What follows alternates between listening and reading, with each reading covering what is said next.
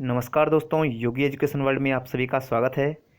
मित्रों, कल शिक्षा मंत्री गोविंद सिंह डोटासरा जी ने जो रीट के विषय में घोषणाएं की हैं, उसके बाद से बहुत सारे कमेंट्स आने लगे कि सर क्या हम रीट 2021 के लिए पात्र हैं, क्या हम इसके लिए आवेदन कर सकते हैं। सर हमारे बीए में या एमए में 50% से कम मार्क्स हैं, तो क्या हम अप्लाई कर पाएंगे। ऐसे बहुत सारे सवाल हैं आपके, तो इन सभी सवालों का जवाब देने के लिए आज इस वीडियो में लास्ट तक बने रहिएगा। तो चलिए मित्रों, बिना देर किए करते हैं वीडियो प्रारंभ।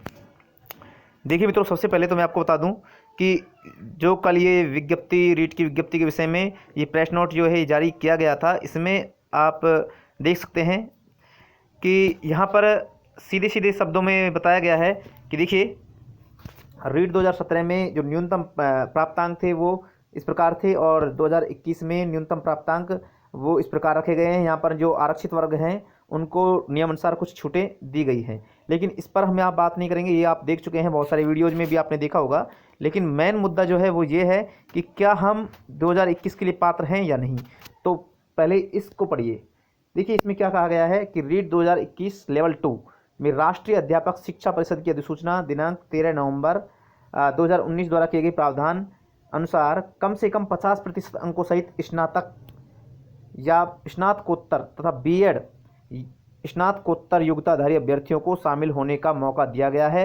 अर्थात जिन अभ्यर्थियों की स्नातक परीक्षा में 50% से न्यून प्राप्तांक हैं, अर्थात कम हैं, परंतु स्नातकोत्तर में 50% अथवा अधिक प्राप्तांक हैं, वे रीट 2021 में आवेदन हेतु पात्र होंगे। अब इसी को पढ़ करके जो अभ्यर्थी हैं वो काफ़ी टेंशन में पड़ गए कि अब क्या होगा। बहुत सारे अभ्यर्थी में से पूछ रहे थे कि सर मेरे बीए में 50% मार्क्स नहीं हैं, तो क्या मैं फॉर्म नहीं लगा पाऊंगा। बहुत सारे पूछ रहे हैं कि सर मेरे बीए में 50% मार्क्स हैं लेकिन एमए में नहीं है, तो क्या मैं फॉर्म नहीं लगा पाऊंगा। और बहुत सारे अभ्यर्थी कह रहे हैं कि सर मेरे बीए में तो हैं 50% लेकिन बीएड में नहीं है, तो क्या मैं फॉर्म लगा पाऊंगा। तो मित्रों, आपके इन सभी डाउट्सों को मैं आज इस वीडियो में क्लियर कर रहा हूँ। देखिए मित्रों, यहाँ पर साफ कहा गया है कि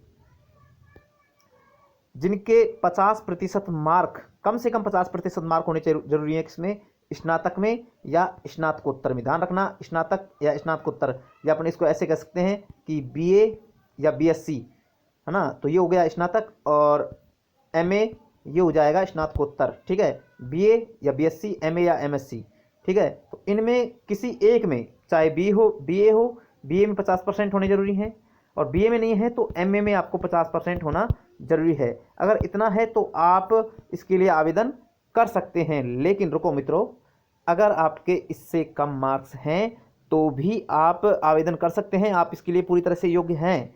जी हाँ मित्रों, पूरी तरह से योग्य हैं, क्योंकि यहाँ देखिए, आप नीचे इसको पढ़िएगा और इसमें क्या कहा गया है, इसको देखें। रीट 2017 में अनुसूचित जाति, अनुसूचित जनजाति, अन्य पिछड़ा वर्ग, विशेष योग्यजन, विधवा, तलाकशुदा महिला वर्गों के अभ्यर्थियों को ही निर्धारित शैक्षणिक योग्यता के अर्हक अंकों में 5% की छूट दी थी।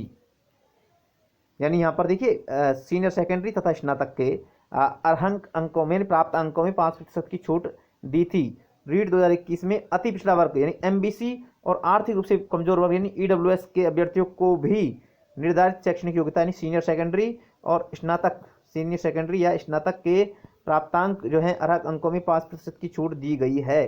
तो इसको देखिएगा। और जो हवाला दिया गया है 2019 का जो बजट है, भारत सरकार का जो बजट है, उसके अनुसार भी आपके, देखिए मैं इसको सीधा सा शब्दों में ये कहूँ कि बीए में यदि आपके 45% है, यानी जनरल कैटेगरी है, तो आपको 50% अंक होना अनिवार्य है। ये आपको क्लियर कर देता हूँ।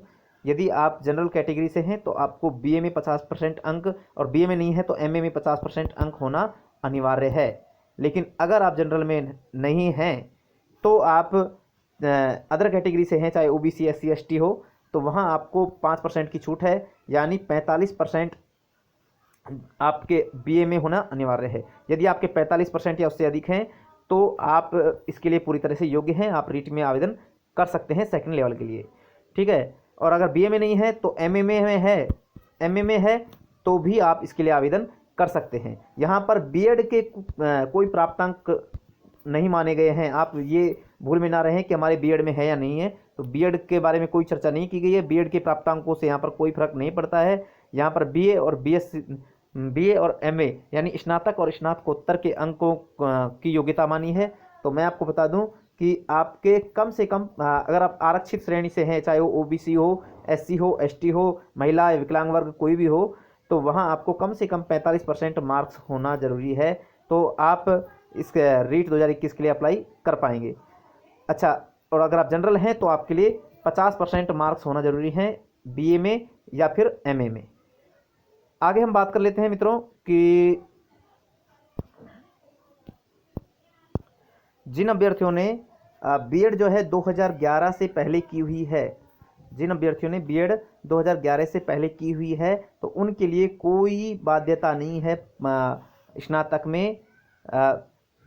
स्नातक में परसेंटेज के लिए, यानी 45% की भी बाध्यता नहीं है। यानी जितनी भी उसकी परसेंटेज है, चाहे वो 40% ही क्यों ना हो, यदि उसने 2011 से पहले बीएड की हुई है तो वो भी इसके लिए अभी जो है योग्य होगा। रीट के लिए 2011 से पहले बीएड करने वाले तमाम जो अभ्यर्थी हैं वो इसके लिए योग्य होंगे। तो शॉर्ट शब्दों में, सीधे सीधे हम शब्दों में ये कहें तो इसका एक सार ये है कि जिन भी अभ्यर्थियों ने बीएड किया हुआ है, ध्यान से सुनिएगा, अंतिम सार ये है इसका, 100 बात की एक बात ये है कि जिन भी अभ्यर्थियों ने बीएड की हुई है वो सभी अभ्यर्थी रीट 2021 के लिए पात्र होंगे। जी हाँ मित्रों, वो सभी रीट 2021 के लिए पात्र होंगे, क्योंकि आपने अगर बीएड की हुई है तो निश्चित तौर पर आपके बीए में या एमए में 45% अंक होंगे, तभी आपने बीएड की है, तभी आप बीएड कर पाए हो। तो इसलिए ये मान के चलिएगा कि जिन भी अभ्यर्थियों ने बीएड की हुई है वो सभी अभ्यर्थी रीट 2021 के लिए पात्र होंगे, वो सभी अभ्यर्थी रीट का एग्ज़ाम दे सकेंगे। तो ये है इसका अंतिम सार। आपको ये वीडियो कितना नॉलेजेबल लगा हमें कमेंट करके बताइएगा। आपका अभी भी कोई डाउट है तो हमें कमेंट करके पूछिएगा, और भी आपके सवाल हैं तो मुझे कमेंट में बताइएगा। हो सके तो मैं किसी दिन आपके सामने लाइव आऊँगा और आपके सभी सवालों का जवाब देने का प्रयास करूँगा, और कमेंट बॉक्स में भी मैं आपके जवाब देने का प्रयास करता रहता हूँ। तो अपने जो जवाब हैं वो कमेंट बॉक्स में लिखिए, और वीडियो पसंद आए इसको अधिक से अधिक लाइक करें और अपने मित्रों में शेयर करें, और चैनल को सब्सक्राइब नहीं किया तो ज़रूर सब्सक्राइब कर लें। चलिए मित्रों, फिर मिलेंगे ऐसे ही यूजफुल वीडियो के साथ। तब तक के लिए जय हिंद, जय भारत।